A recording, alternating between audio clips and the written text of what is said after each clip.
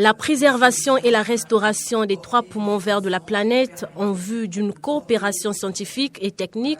l'établissement d'une gouvernance mondiale efficace pour gérer les défis environnementaux et climatiques à l'échelle planétaire, tels sont entre autres les objectifs poursuivis par le sommet des 3 bassins mondiaux qu'abrite le Congo du 26 au 28 octobre prochain. La ministre de l'Environnement, du Développement durable et du bassin du Congo a animé une conférence de presse ce 16 octobre pour éclairer l'opinion autour des enjeux liés à ce sommet. Puisqu'il est question dans les assises de Brazzaville, le sommet des 3 bassins de Brazzaville, de rapprocher les questions de climat et des questions de biodiversité, de rapprocher donc le droit de l'environnement également et celui de la biodiversité, et donc les accords de Sharm el-Sheikh et de Kunming-Montréal confèrent une responsabilité, une légitimité donc à ces 3 écosystèmes forestiers de biodiversité mondiaux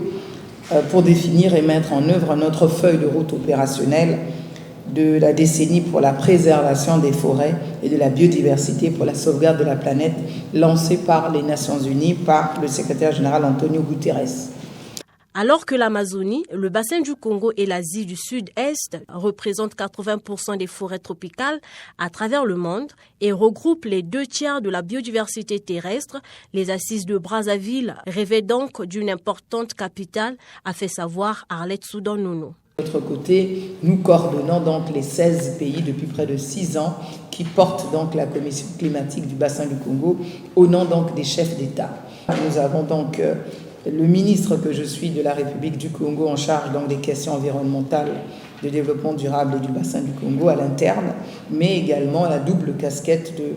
la coordination technique. En d'autres termes, c'est de porter le secrétariat de coordination. Les plans d'investissement intégrés, les mécanismes financiers et le marché du carbone, des questions de gouvernance et bien d'autres constitueront les échanges entre les différents participants étatiques, organismes régionaux et internationaux. Tout ce monde qui nous accompagne, la FAO, toutes les agences du système des Nations Unies qui nous accompagnent dans le cadre de la mobilisation de certains fonds, financements que nous avons déjà pour certains projets déjà obtenus dans le cadre du Fonds bleu pour le bassin du Congo. Et nous sommes, comme je vous l'ai dit, en train de soustraire 12 projets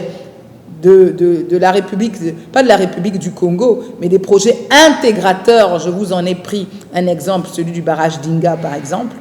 que nous allons présenter pendant le sommet pour lever des financements. Attention, nous voulons mobiliser, mais là où vous me voyez soulagé, c'est la Banque de développement des États d'Afrique centrale qui va porter un side event, un événement parallèle avec la Commission climatique du bassin du Congo pendant les assises du sommet, qui va justement permettre dans le cadre de ce side event de présenter ce fonds et de présenter les projets de ce fonds, les 12 projets intégrateurs que nous avons donc retenus pendant donc le sommet. La rencontre de Brazzaville permettra aux dirigeants et organismes internationaux d'apporter des solutions pour une meilleure gestion durable des forêts tropicales.